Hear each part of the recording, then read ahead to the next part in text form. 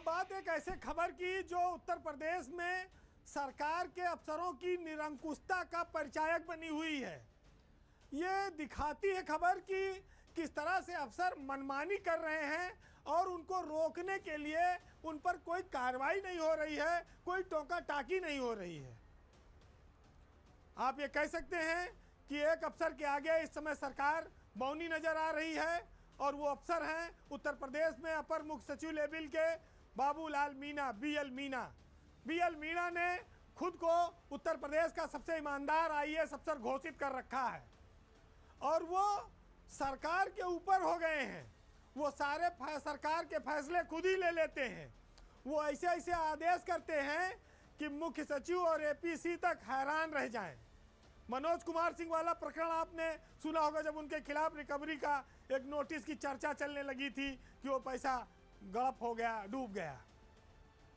BL Meena उद्यान और खाद्य प्रसंस्करण विभाग के अपर मुख्य सचिव हैं, जहां उन्होंने विभागीय अफसरों को चकरगिन्नी बना के रख दिया है।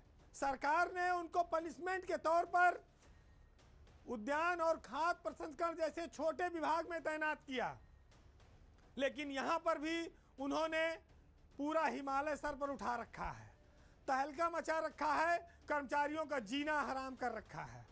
उनकी सनक ऐसी हो गई है कि वो रोज आदेश जारी करते हैं और रोज उसको पलटते हैं।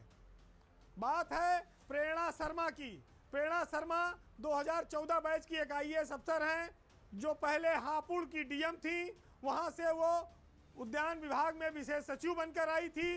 बाबूलाल मीणा ने सरकार को, नियुक्ति विभाग को एक चिट्ठी लिखी कि खाद्य प्रसंस्करण विभाग अलग विभाग है केंद्र में भी, इसलिए इसका निदेशालय अलग होना चाहिए, और वहां से अलग निदेशक के लिए आदेश करा लिया और प्रेरणा शर्मा को खाद्य प्रसंस्करण विभाग का नया निदेशक नियुक्त कर दिया। अधिकारों को लेकर दो डायरेक्टर हो गए। पहले उद्यान डायरेक्टर ही होता था दोनों का, अब फिर उसमें तमाम वित्तीय स्थितियां गड़बड़ाने लगी। प्रेरणा शर्मा ने एसीएस को चिट्ठी लिखकर कार्य बंटवारे की स्थिति को स्पष्ट करने के लिए कहा, और जब ये चीजें नहीं सुधरी तो उन्होंने इस पद का त्याग कर दिया और लंबी छुट्टी पर चली गई हैं। और यहीं पर नई कहानी आई। बाबूलाल मीणा प्रेरणा शर्मा पर लगातार दबाव बनाते रहे और उनको काफ़ी कुछ भला बुरा कहा, काफ़ी तगड़ा झगड़ा हुआ, जिसके चलते महिला अधिकारी लंबी छुट्टी पर चली गई हैं और ये कहते हुए गई हैं कि वह इस विभाग में नहीं आएंगी, जब उनका तबादला हो जाएगा तभी वो अब आएंगी दोबारा। अलग निदेशालय बना दिया, अलग निदेशक नियुक्त कर दिया, निदेशक ने काम करने से मना कर दिया तो अब उनकी जगह एक डिप्टी डायरेक्टर को निदेशक बना दिया। डिप्टी डायरेक्टर ने भी हाथ खड़े कर दिए, तो अब बाबूलाल मीणा खाद्य प्रसंस्करण विभाग के खुद ही निदेशक बन बैठे हैं। अपनी ही कलम से अब वो खुद ही निदेशक बने बैठे हैं। अब आप सोचिए, बाबूलाल मीणा इससे पहले महिलाओं से कई बार विवाद को लेकर चर्चा में रहे हैं। उनकी हरकतें सरकार को पता हैं, अफसरों को पता है, वो विवाद खड़ा करने में माहिर हैं। उनके लिए जब वो तैनात थे समाज कल्याण में तो विधानसभा के सामने आंदोलन हुआ था, कर्मचारियों ने ही किया था, लेकिन आज तक उनके खिलाफ कोई सीधी कार्रवाई नहीं हो रही है। ऐसा क्यों है, कौन बचाता है, ये सरकार जाने, उसकी क्या मजबूरी है। लेकिन प्रेरणा शर्मा ने साफ कर दिया कि वो त्रिशंकु बन के निदेशक के पद पे काम नहीं करेंगी। बीएल मीणा महिला अफसरों के मामले में कई बार घिरे हैं, उनकी बदनामी पूरे प्रदेश में हो चुकी है, लेकिन वो अपनी हरकतों से बाज नहीं आते हैं। जैसे एक आदमी की पर सनक हावी हो जाती है, वो उसी तरह के अफसर बनकर रह गए हैं। अब वो उस विभाग में 2 डायरेक्टर बना रहे हैं, नई नौटंकी चालू कर रखी है, वो रोज नए नए आदेश जारी करते हैं। इतना सब कुछ शासन स्तर पर हो रहा है, नीचे गड्ढ मड्ढ बवाल महिला अफसरों को लेके, लेकिन कोई बोलने वाला नहीं, कोई सुनने वाला नहीं।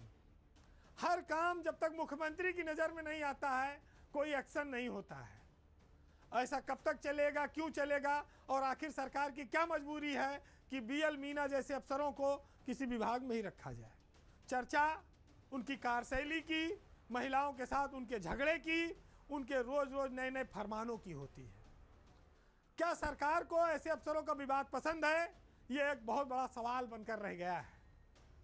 फिलहाल उनकी मनमानियां जारी हैं, उन पर रोक लगाने वाला कोई नहीं है। लेकिन हर अफसर को इस बात को जानना होगा कि उसकी एक सीमा है, वो स्वयंभू नहीं है, उस पर एक अंकुश है। वो थोड़ी देर के लिए अपने पद, ताकत और रुतबे का इस्तेमाल करके नीचे वालों को दबा ले, मुंह बंद करा ले, लेकिन एक न एक दिन फंदे में उसको आना है। आज के पावर सेंटर में इतना ही, लेकिन जाते जाते आपको ये बता दूं कि जो लोग बहुत बड़े पद पर हैं, ताकत में हैं, जो अपने आप को सर्वश्रेष्ठ समझते हैं, सबसे बड़ा ज्ञानी समझते हैं, दूसरों को हीन समझते हैं, नालायक समझते हैं, कमज़ोर समझते हैं, उनको ये भ्रम कतई नहीं रखना चाहिए कि वो इसकी आड़ में कोई मनमानी करेंगे, ज़बरदस्ती करेंगे, किसी का शोषण करेंगे। और आज की ये लाइनें ऐसे ही लोगों के लिए हैं। तो सुनिएगा कि जो इंसान कहलाने के लायक नहीं, कुछ लोग उन्हें भगवान कहते हैं और असलियत में लूट है, लोग तो उसे दान कहते हैं। और नौकरी में इस कदर पागल हैं लोग कि उनके गुनाहों को भी गुणगान कहते हैं। नमस्कार।